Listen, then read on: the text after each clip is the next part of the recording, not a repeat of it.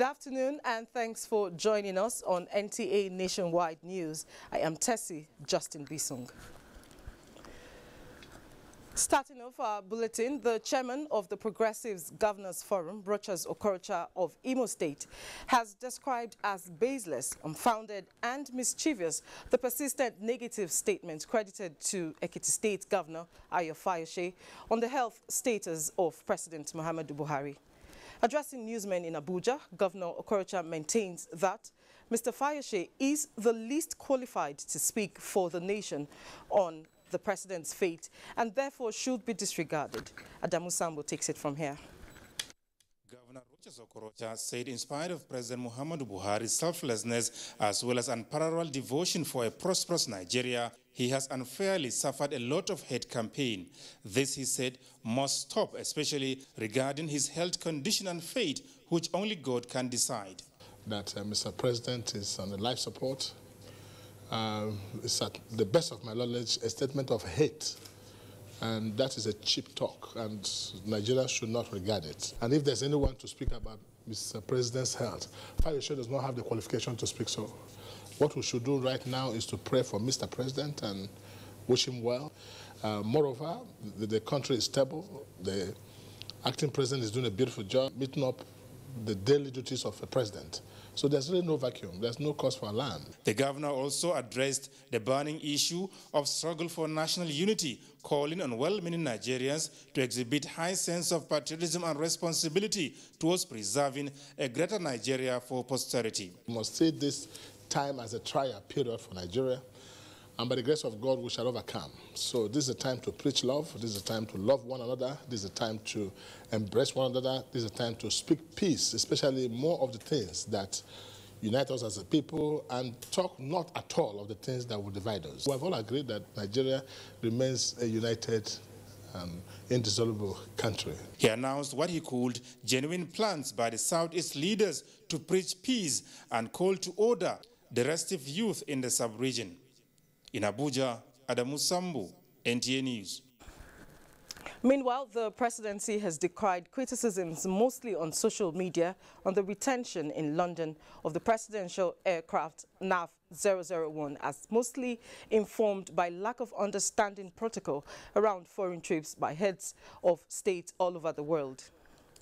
A statement by the Senior Special Assistant to the President on Media and Publicity, Garba Shehu, indicates that it is important to state that for reasons of protocol, national security, diplomacy and prestige, there is no world leader who travels abroad and is left without plans for immediate return or possible evacuation.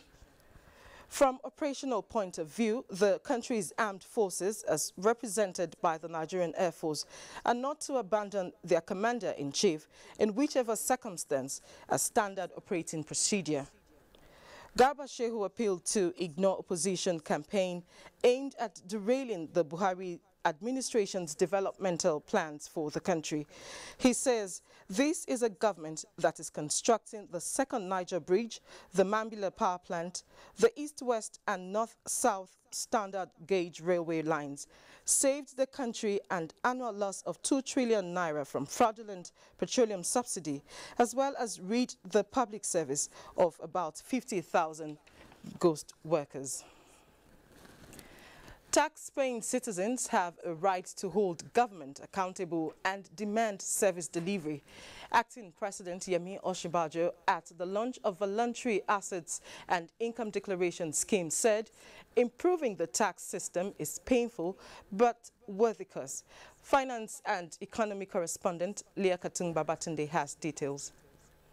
In the world, taxation has been used as means for raising revenue to provide essentials for the citizens. The number of taxpayers in Nigeria is put at 14 million by the Joint Tax Board as at May 2017, out of the more than 69.9 million economically active persons. However, Nigeria's 6% tax ratio to GDP ranks her among the lowest in the world despite being a strong economic power on the continent. Improving service delivery has been a quest these governments seek to fulfill by joining the global initiative to tackle problems of illicit financial flows and tax evasion, which has contributed to the country's underdevelopment. Chief among the defaulters of the tax regime as identified by the acting president are the high net worth, self-employed, professionals and companies. VATE will offer a once-in-a-lifetime opportunity to those in default to regularize their tax affairs. In exchange for full and honest declaration, taxpayers will receive immunity from prosecution, forgiveness of penalty and interest that is due on unpaid taxes, and the full assurance that all information provided will remain confidential. And so today we need to have a step change in the issue of tax payment and tax compliance in Nigeria. The 9-month window provided by the federal government seeks to allow Nigerians voluntarily declare their assets and income in totality, as revenue shortage continues to be a drawback to development. We need to rethink how we're going to get money to take responsibility of Nigerians and Nigerians as of this government. From the legislature, we are available to pass whatever legislations that require to be passed in order to move this forward. We're very aware of the constitutional issues between the federal and the states, but this is one program that they have decided to work together.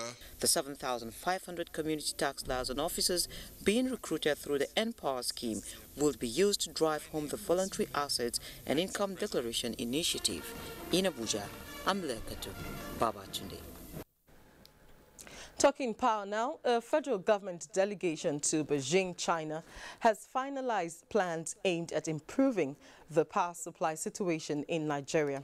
The delegation, led by the Chairman Senate Committee on Science and Technology, Professor Robert Ajayi Boroface, focused on the issue of manufacturing transformers in Nigeria, high voltage testing facility and solar energy. Gabriel Odu reports. Our sector remains Nigeria's catalyst for rapid development. As such, government is committed to putting an end to the erratic power supply in the country. In this regard, Nigeria is collaborating with some Chinese power experts to power the country. Our major problem in Nigeria is power, and it's affecting everything. And the earlier we solve it, the better for us. And I think this will be a very good infrastructure that will help us to address that particular problem. The target output of this factory that we want it in Nigeria will meet the demands of Nigeria and also supply some neighboring West African countries. It could be recalled that Nigeria, through its lead agency, the National Agency for Science and Engineering Infrastructure, NASENI, signed an agreement with China's Great Wall Corporation in 2013 to improve power supply in Nigeria. Gabriel Udu, NTA News. Well, power, we know, is key to industrial development. And so when a governor is bent on developing that sector, you can be sure development is on the way. If we all agree on that, then Cross River is on its way, because few weeks after completing a 21-megawatt power plant, Governor Ayade is about to commence the construction of another 26-megawatt gas power plant at Tinapa. Udwaketim has the latest on that. No, Ayade, while receiving the final execution plan by the Indian firm at the government house in Calabar for the proposed power plant, described the project as dream come true, giving its industrialization drive. He assured the people of the state that 23 megawatt power will be provided from parliamentary extension plants, while Skipper's 26 megawatts will be coming out of Tinapa. Applauding the company's expertise in delivering power globally, said he is sure that the project will be completed on schedule. The governor pledged to partner the company to build transmission line as soon as possible. Transmission line is very critical. So in addition to your 30 MVA diesel-fired power plant, in addition to your 1x26, we're also now asking and pleading that you should focus also on the 275 kilometers transmission line. World President Skipper Cell Group, Mr. Yetinda Sacheva, while offering more technical insights of the project, said the project will involve the construction of gas pipelines, a pump station, as well as end-to-end gas distribution networks for domestic use. In Calabar, Uduak Etam, NTA News. And away from the power sector, a two-day meeting between commandants of military training centers of excellence in the West African sub-region and the ECOWAS Commission has opened in Abuja. Defense correspondent Isaac Nkuma reports that among issues for deliberation is the spate of farmers-herdsmen conflict in the region. The National Defense College, Nigeria, Kofi Annan International Peacekeeping Training Center, Ghana, and the Peacekeeping Institute, Mali, are the three ECOWAS-designated training centers of excellence for peace support operations in West Africa to enhance the capacity of African Standby Force initiative of ECOWAS and the African Union. This meeting with the commandants of the institutions is to strategize on training programs and research to curb the disturbing trend of insecurity in the sub-region, as well as the role of ECOWAS Standby Force, drawing from the recent feat of diffusing tension and restoring peace in the Gambia through robust diplomatic and military efforts of member states. Our region is not yet free from threats of terrorism.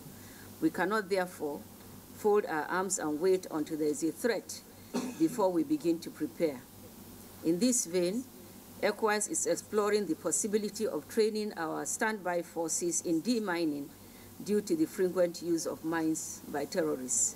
In today's unstable world, regional cooperation is and will remain critical to the prevention of armed conflicts and the maintenance of international peace and security. Nigeria's Chief of Defense Staff, General Abayomi Olonishakin, represented by Major General Anthony Atolagbe, urged the commandants to explore technological innovations such as drones for intelligence gathering in the deployment of troops to troubled areas across the continent. Aside issues of full operational capability of the ECOWAS Standby Force in combating terrorism, farmers and herdsmen clashes is of concern. We're looking at ECOWAS full engagement in that area. ECOWAS has been dealing with it, but in the area of farming, pastoral farming, but now is going into security issues. So we need to understand the security dimensions. Of course, we all know the consequences, but we also need to know, how to tackle this menace. The biannual tripartite meeting also featured signing of the reviewed Memorandum of Understanding between the ECOWAS Commission and the Centers of Excellence. In Abuja, Isaac Nkuma, NTA News. The federal government has appointed new resident electoral commissioners for the states. The appointment is contained in a statement issued by the Office of the Secretary to the Government of the Federation. The new appointees are Professor Godwill Obioma, Abia State, James Lolian Apan, Benue State, Dr. Nwachuku Oji, Ebonyi, Dr. Ilo Joseph Valentine Chooks, Enugu State, Dr. Nentawe Goshwe Yilwada, Plateau, Umar Ibrahim, Taraba State, Emeka Ononamadu Joseph, Imo, Obo Efanga, Cross River, Professor Francis Chukwemeka Eziondo, Anambra, Dr. Briye Frankland, Bayelsa, Ibrahim Abdullahi, Adamawa, and Agboke Mutiu Olalike, Ogun State. Also, the reappointed resident electoral commissioner is Alhaji Ahmed Makama, Bauchi. The statement notes that all the appointees have been confirmed by the Senate and the appointments are with immediate effect. As the 29th African Union Summit kicks off with third session of the Permanent Representatives Committee in Addis Ababa, Ethiopia, Nigeria's Foreign Affairs Minister Geoffrey Onyema, before his departure, spoke to Adebola Brookslyn Sunday on topical issues to be discussed at the meeting. What's important is probably on financing the organization. So what they've come up with is 0.2% of what they call eligible imports of each country to pay. And the reason for this is because, the organization wants to fund Agenda 2063, which is an ambitious roadmap for African development, and depend much less also on external partners. They will also talk about a continental free trade area. So this is expected that by the end of this year that Africa should be one free trade area. That's a big step for the continent and promoting integration. Another item that will be discussed is the new partnership for African development. An item that's always on the agenda is the question of peace and security. And Nigeria is involved in a number of the conflict areas on the continent. And of course, Nigeria is a permanent member of the African Union Peace and Security Council. The summit has at its theme harnessing demographic dividends through investments in the youth. And a quick look at security matters. Police Authority has enjoined the public to continue to have confidence in the system, saying it has internal mechanisms to ensure its men and officers do not compromise in any case before it. First Public Relations Officer, Chief Superintendent of Police Zuma gave the assurance while giving an update on the second autopsy report of the suspected murder of a 200-level university student, Joy Odama. Eduno Justice has details. Late Joy Odama was a mass communication undergraduate of Cross River State University who was suspected to have died while attending to one Alhaji Usman Adamu within their neighborhood in Karimu, Abuja in December last year. But the mother alleged murder of her daughter by the Alhaji who offered to give her scholarship. CSP Juma Mosud said the IGP, who wanted a thorough investigation into the case, ordered a second autopsy investigation when the first one was inconclusive. He also noted that the police officers involved with the case at the first instance were removed for discreet investigation. The Inspector General of Police is concerned in the fact that officers and police personnel that are involved in investigation don't compromise. From the findings, the toxicology analysis and autopsy report performed by the second pathologist, that's Dr. Wisin Hahiwu, indicated that Joy Odama died from carbon monoxide poisoning from generator fume.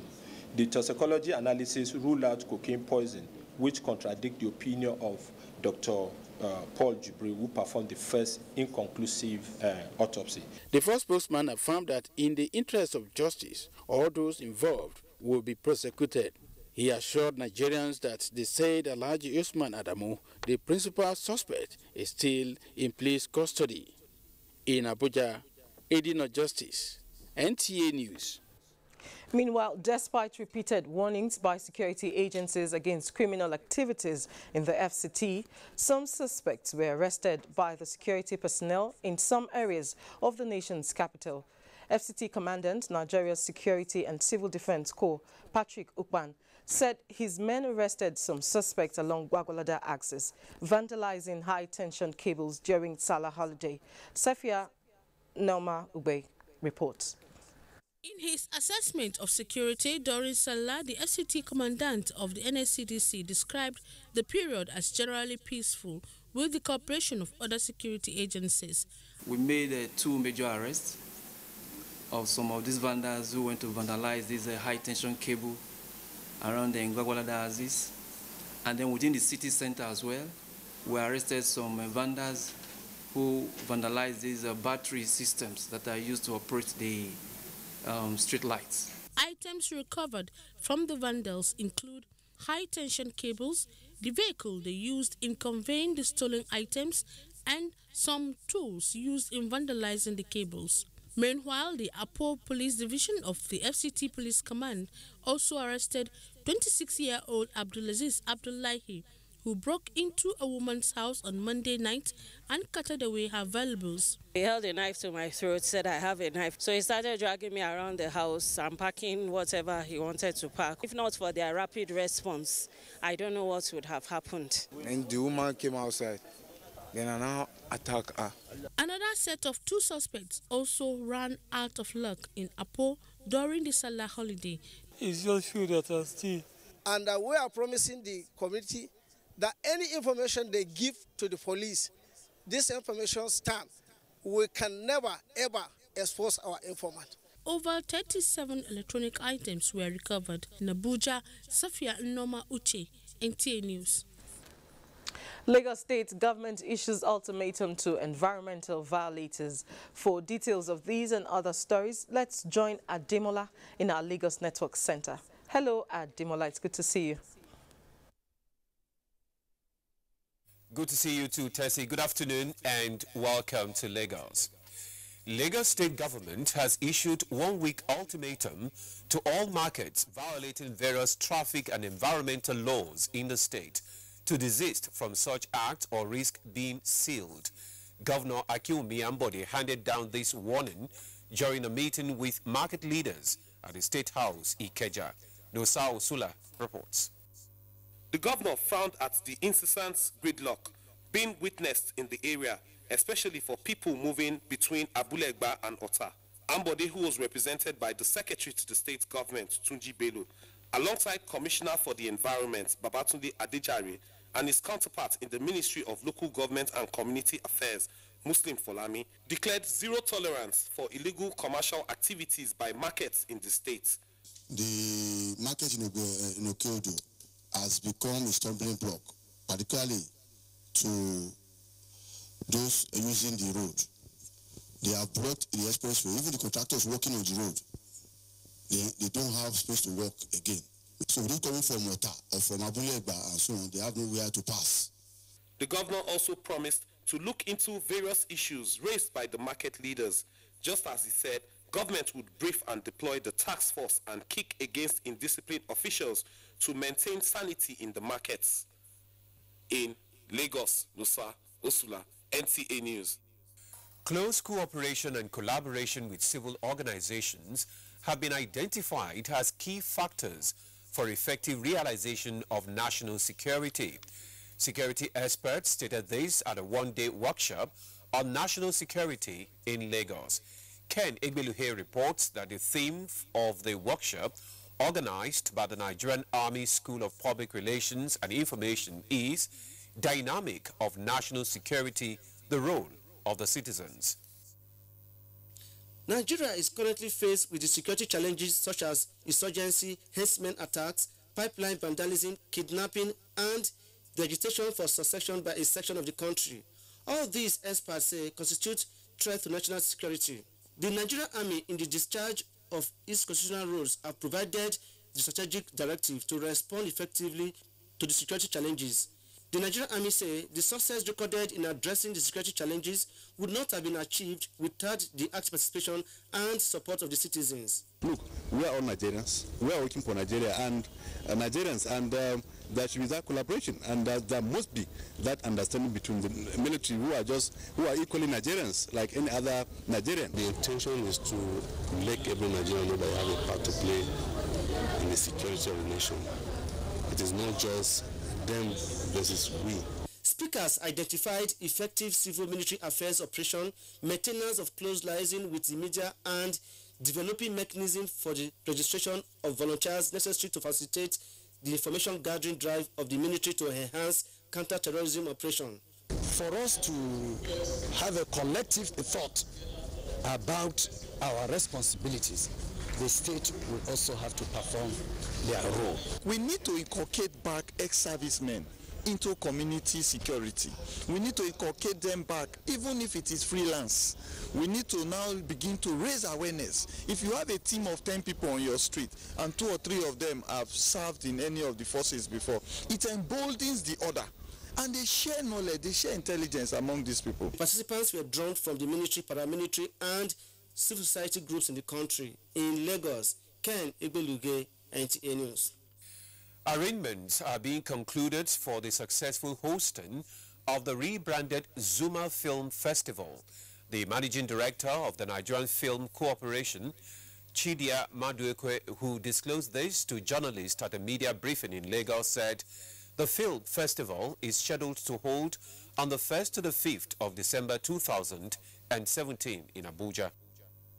Nigeria is a nation endowed with huge creative potential, capable of creating wealth and job opportunities for the nation.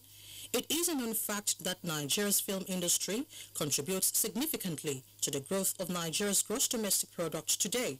The Zuma Film Festival, according to its organizers, is one of such annual events that provides a platform to explore the economic and audiovisual potential in the nation's motion picture industry.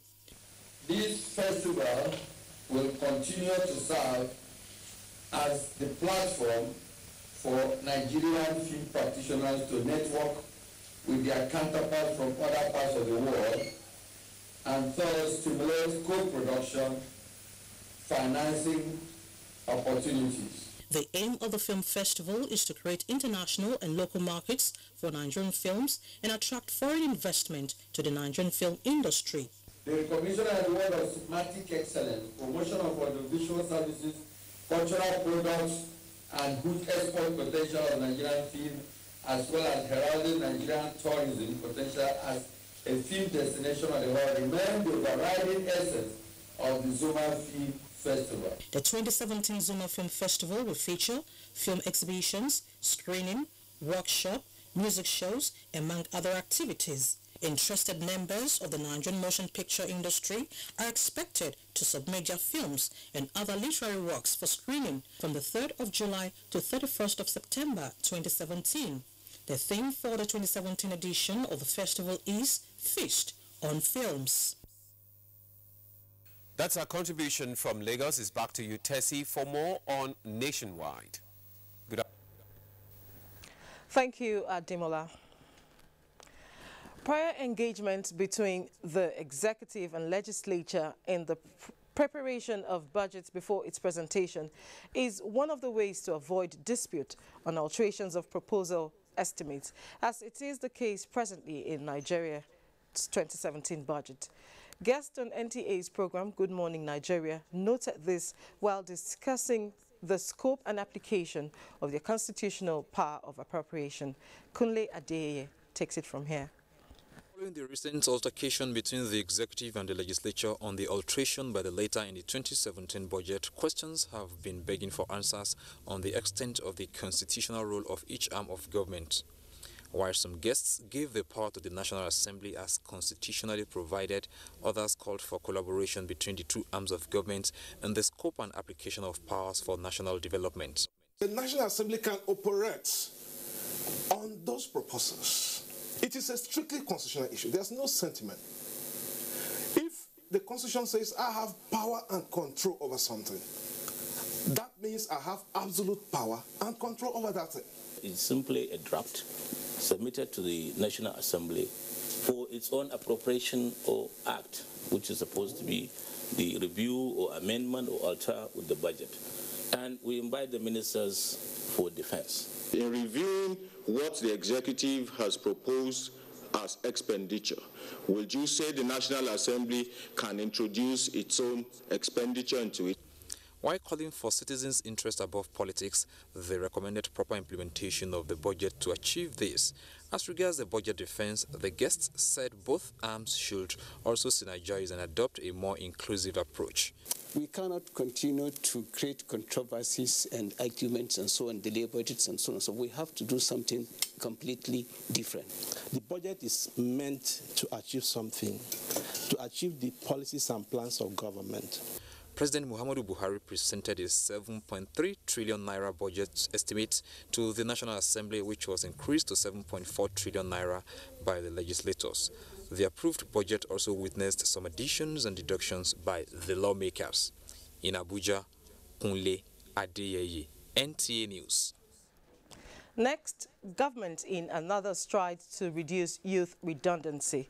Sokoto Network Center brings us up to speed with news making the rounds there. And Asmao is our guide. Hello, Asmao.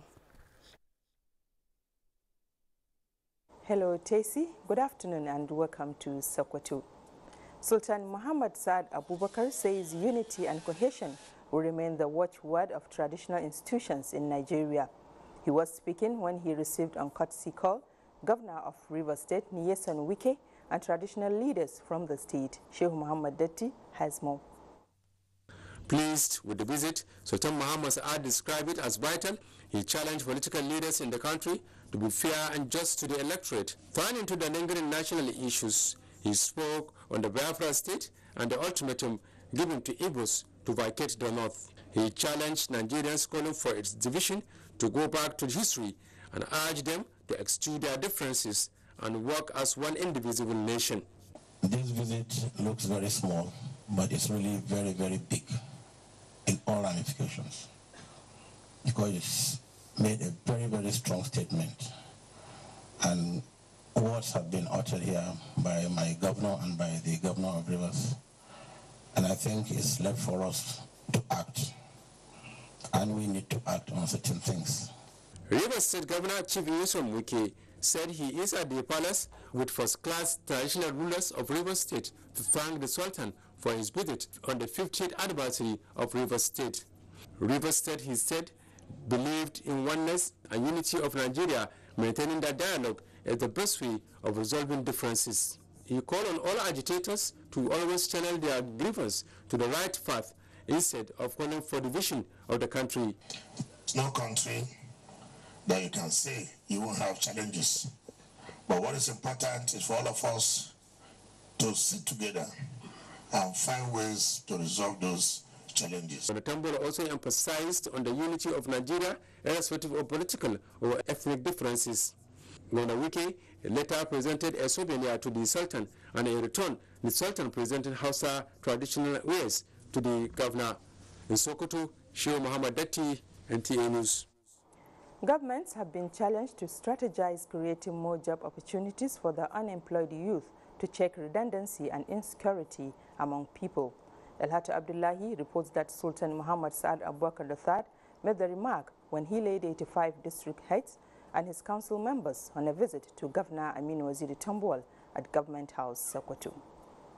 Sultan Saad Abubakar III said creating job opportunities will serve as panacea to thuggery and all other acts capable of threatening peace and stability among the people. He also described security as everybody's business and called on the people to actively participate toward ensuring relative peace in the country. The Sultan challenged parents to critically monitor their children to ensure that morality remained their watchword. While extolling the cordial relationship existing between the three arms of government, the Sultan said they will continue to support and offer fatherly advice to government officials to succeed. Governor Aminu Waziri Tambuwal described traditional rulers as royal fathers who champion the developmental initiatives of government to guarantee popular public support. He said the consultative committee on the revitalization of education was inaugurated to, among other things, sensitize the public to partake in transforming education system. Governor Tambuwal urged traditional leaders to always follow due process before issuing licenses to minors in their domain. Sokoto, Dalat Abdullahi, NTA News. Wife of the President Hajia Aisha Muhammadu Buhari says 1,000 women from Sokoto State will be trained on vocational trades under her pet project, Future Assured. She stated this while launching the distribution of foodstuff to women and youth groups in Sokoto. Usman Muhammad Binji completes the story. Wife of the governor delivered the message from President's wife, Aisha Muhammadu Buhari. She quoted wife of the President, Aisha Buhari, as saying that more will be done to improve the lives of women, children and youths through her Future Assured program. Hajia Aisha Buhari said very soon 1,000 women from Sokoto State will be trained on vocational trades to make them self-reliant. She has asked me to tell the people of Sokoto that she always has our women, children, youths, and the vulnerable in her heart at all times. The foodstuffs sent by the wife of the President Aisha Buhari for onward distribution to women and youth groups include rice, beans, and millet. The foodstuffs were presented to the representatives of various associations. In her remarks, representative of women groups, Dr. Fatima Lawal Medoki, underscored the importance of girl-child education. She stressed the need for everyone to support girl-child education to empower women. Malam Buhari Megondu, who spoke on behalf of the Youth Association, commended wife of the governor, Mariam Mero, for her initiative aimed at empowering youths and women. He called on the beneficiaries of various empowerment programs to continue dedicating themselves to their studies and learning trades. In Sokoto, Shehu Muhammad Datti, NTA News. And that's our contribution from Sokoto. Is back to Tessie in Abuja for more on Nationwide. Good afternoon. Good afternoon to Asmao. Thank you. You can watch this news live online via the NTA mobile app, which you can download on your Android device at the Google Play Store or at the Apple Store if you use devices with iOS. You're still watching NTA News Nationwide. It's time to pause for some messages. We'll be back in a moment. Change does not just happen. You and I and all of us must appreciate that we all have our part to play if we want to bring change about. We must change our lawless habits, our attitude to public office, and public trust. We must change our unruly behavior in schools, hospitals, marketplaces, motor parks, on the roads, in homes and offices. To bring about change, we must change ourselves by being law-abiding citizens.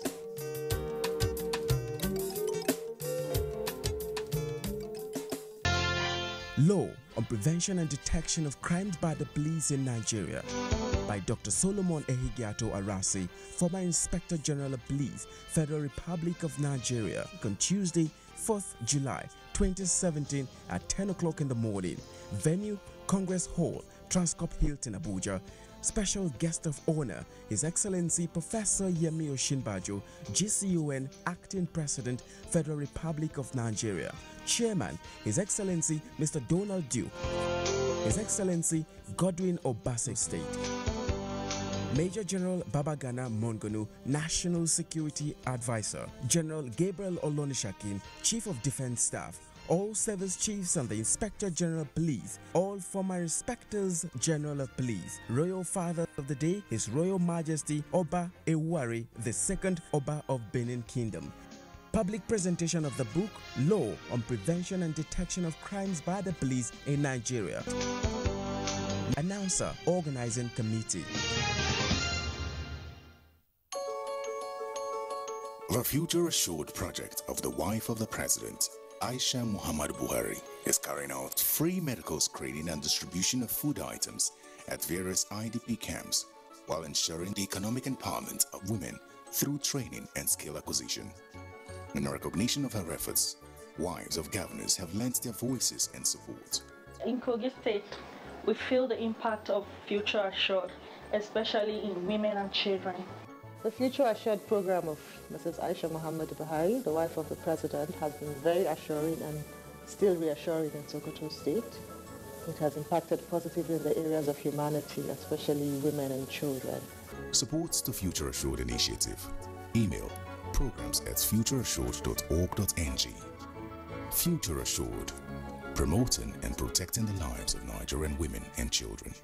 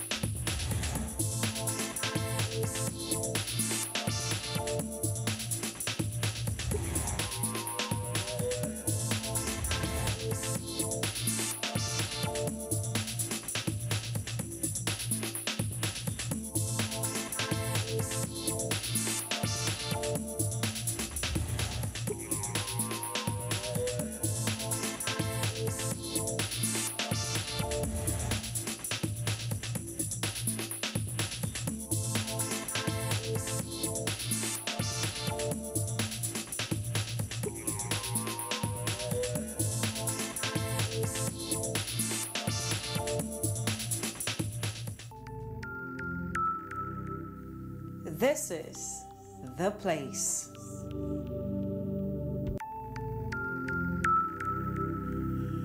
This is where you make that bold move. This is where it all happens. This is where dreams are made. Join us every Sunday from 6:30 p.m. on NTA and Star Times. Be part of Nigeria's biggest game show event.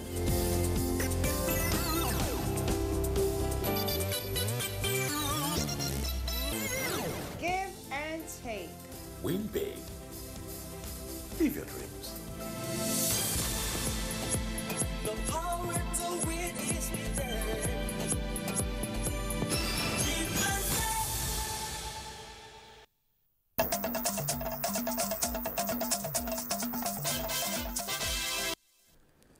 Welcome back. You're still watching NTA News Nationwide, coming to you on the network service of the NTA. Let's make a quick stop at our Ibadan Network Center with top stories centered on internal security in the region. It's over to you, Fatai. Thank you, Tessie. Good afternoon and welcome to the Genesis of Television, Ibadan. Vigilante groups in the country have been advised to align their operations with the police and within the ambit of the law to make community policing an effective model of the city system. Assistant Inspector General of Police in charge of Zone 11, Agbola Oshodi Glover, gave the advice at a meeting with members of a harmonized vigilante group in Osogbo. Adeni Taiwo reports. Addressing members of the harmonized vigilante group from the three states of Ondo, Oyo, and Osun under his zonal command, AIG Agbola Oshodi Glover said the current police leadership prioritized community policing in recognition of the fact that the police cannot fight crime alone. To make the model work, he said vigilante groups must operate within their limit as volunteer groups, know the law to understand what constitutes an offense, and work with local police in their areas for proper operational guidance. We have fundamental rights for citizens. But cannot say you are a security man and start brutalizing a citizen. The police boss also warned them not to operate cells or bear arms without license. Welcoming the new AIG to the zone, leader of the harmonized vigilante group, Alhaji Ridwan Hussein Yasalam, said the group had since inception in 1985 worked with the police with a good track record. We are working for the police and the community, and they do warn us not to take law into our own hand. He said the group will also sustain sensitization of its members and call for more interactions with the zonal command in Osogbo. Adeni Taiwo, NTA News. Oyo and Ogun state government have shown readiness to make concession to resolve the lingering inter-state boundary disputes between them. This was the fallout of a peace meeting between the two states held in Ibadan. Adebola Ogunlano reports. The meeting was aimed at resolving the age-long boundary disputes between the two states for lasting peaceful coexistence. The state deputy governor, Moses Adeyemo, said the dispute was resolved in 1996 by the National Boundary Commission and Sophia General of the Federation. The commission, according to him, considered all the contending villages, which include Bakatari, Elesho, Arigbede, and surrounding villages, to Oyo State. He said this decision prompted the federal government to instruct that the entire boundaries of the two states should be properly demarcated with a new set of special interstate boundary beacons. Is to bring peace and tranquility among the two sister states. We have resolved that this committee should not be set up again to start looking out for the lasting solution to the lingering problems in the two states. The communique issued after the meeting centered on how to resolve the dispute in no distant future in Ibadan. Adebola Ogunlano, NTA News. Nigerians have commended the recent reduction in the market price of cooking gas, describing it as a welcome development. Kemi Oshinde's report takes a look at the effect of the price reduction on consumers of the product. The hike in the price of cooking gas, also known as liquefied petroleum gas, some months ago brought untold hardship on many Nigerians who depend on the commodity for both domestic and industrial use. However, the current drop in the price of the commodity witnessed in many parts of the country has been described as a welcome development by many, especially with the prevailing economic circumstances. In Ibadan, the Oyo State capital, NTA News gathered that the price of a 5 kg cylinder, which was formerly sold at 1,700 naira, now goes for 1,400 naira. Oh, the last time I refilled was 1,700 naira. The rising of the dollar really affects our prices of products, and it's not making us to have much gain on it because it has reduced the gain we see on those products. Although buyers of the liquefied petroleum gas commended the price reduction, sellers, however, complained about low consumption of the product, as some consumers have taken to alternatives such as firewood and coal due to the current economic recession. In Ibadan, Kemyoshi, NTA News.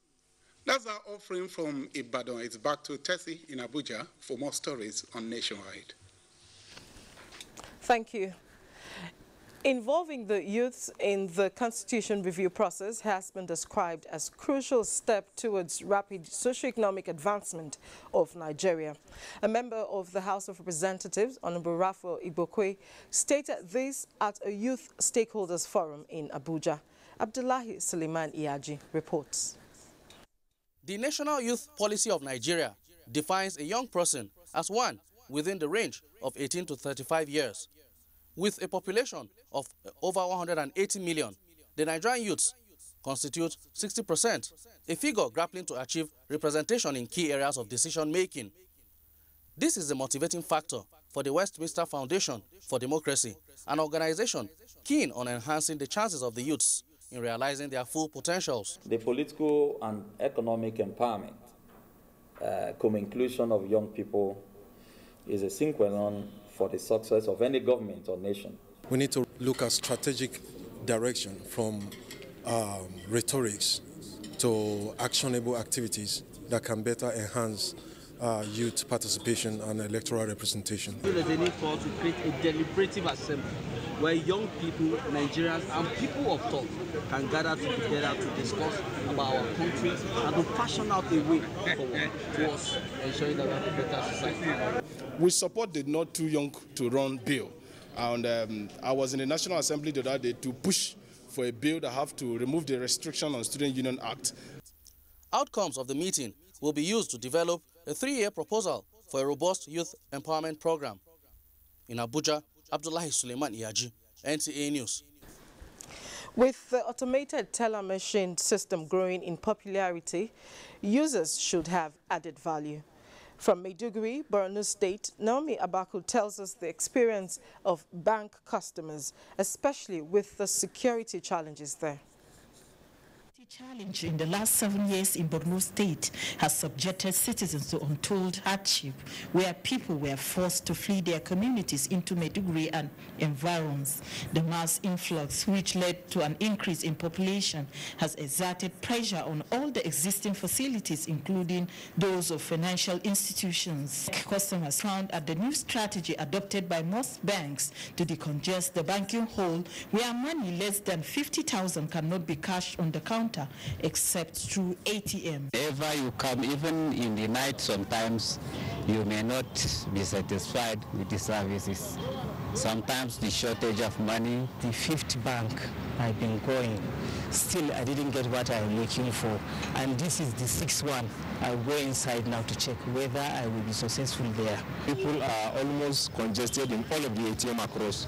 So I will be suggesting that let there be more ATM that is all over streets, so that at least people from other locations don't have to travel for a far distance, so that they will have ATM to make use of it. This is the situation at virtually all the ATM points provided by banks in Maiduguri, as customers waste productive hours trying to make withdrawals. A situation they describe as unnecessary in this era of advanced technology. In regards to ATM points that are not functional, we can only appeal to the banks to do more by providing maybe new ones, which I believe some banks are doing right now. That's so much we can take from that story. In the spirit of enhancing national cohesion, Igbo elders visit Governor Nasir El-Rufai. Suleiman has the details from our Kaduna Network Center. Hello to you, Suleiman. Thank you very much, Taisi, and welcome. Leaders of the Igbo communities residing in the northern part of Nigeria have expressed appreciation to Kaduna State government for the quick reaction to the inciting comments by the coalition of northern youths. Muhammad Umar Ajingi has the details. Igbo leaders from the 19 northern states converge on the Kaduna State seat of power.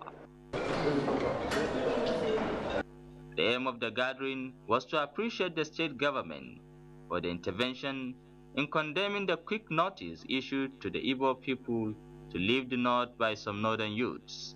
We in the north here, we have looked at the whole stories, the comment of the whole people. All these things that are causing this problem, let the government look into it. They are brothers, the youth. They are our brothers, they are our friends. Are we going? No. We are not going. We are with our brothers. Governor Nasru Ahmad El-Rufai maintains that breaking up of Nigeria on ethnic lines is not the solution of the nation's problem and not in the path to greatness, appealing to the leaders to talk to their youths to stop the agitation. It is from within Nigeria we can all be greater. And only people that are illiterate, that don't see what is happening around the world, can think like that. What about Syria? What about Libya? We can see practically on television what happens. The state government assured the Igbo leaders on the protection of their rights, urging them to continue to carry out their legitimate businesses in the north.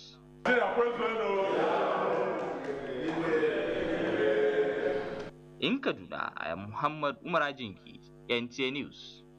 And the need for Nigerians from different ethnic and religious backgrounds to live in peace has continued to dominate discussions by opinion leaders and public commentators at various levels. Austin Anyebe reports that leaders and conflict managers are unanimous on the indivisibility of Nigeria, while emphasizing the need for governments to address basic issues agitating the minds of the people. The agitation by different segments of Nigeria is no doubt threatening the unity of the nation and by extension eroding the confidence of investors in the economy.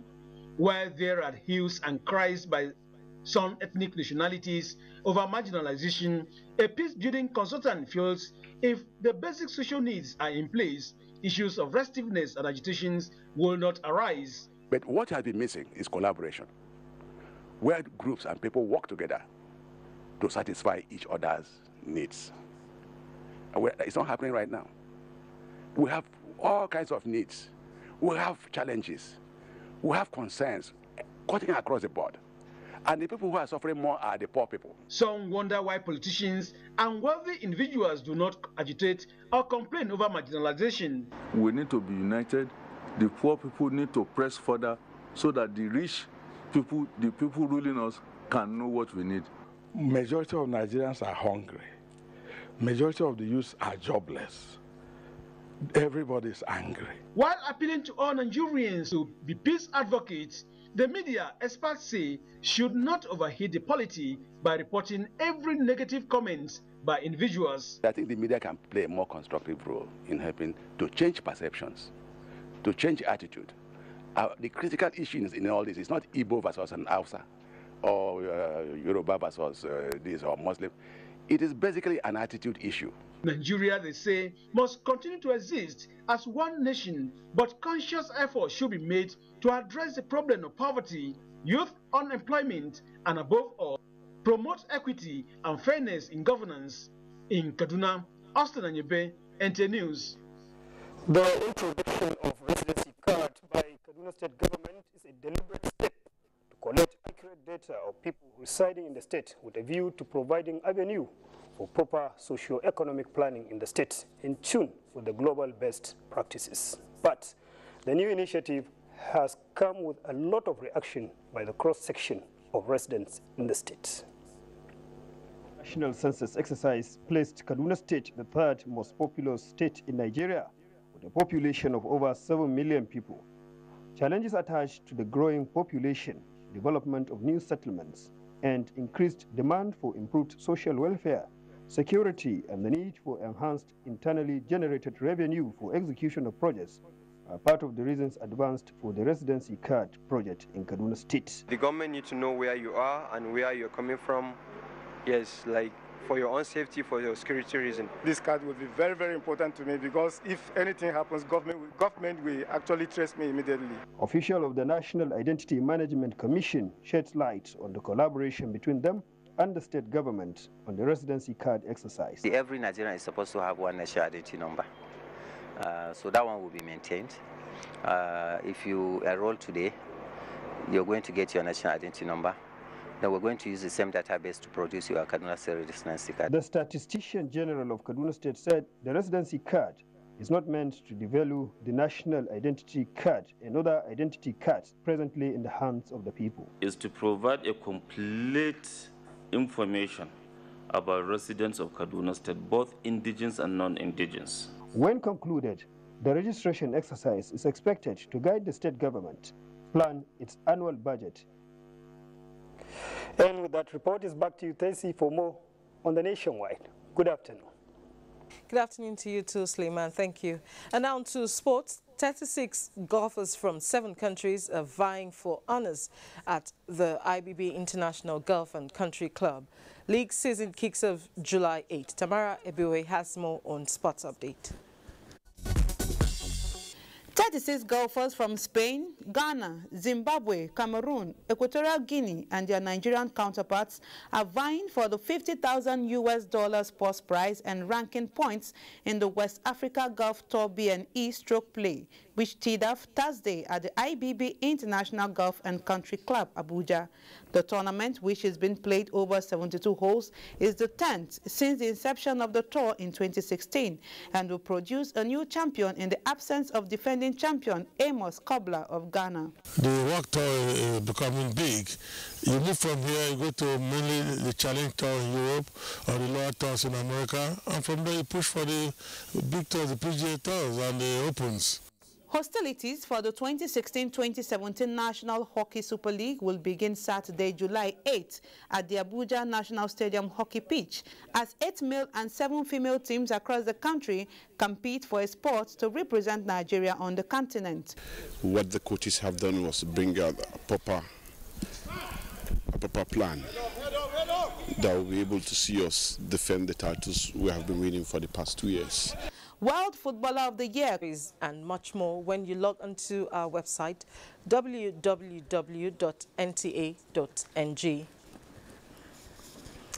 And that's it on Nationwide this afternoon. We do thank you for watching. Do stay on enjoying the rest of our programs. Good evening.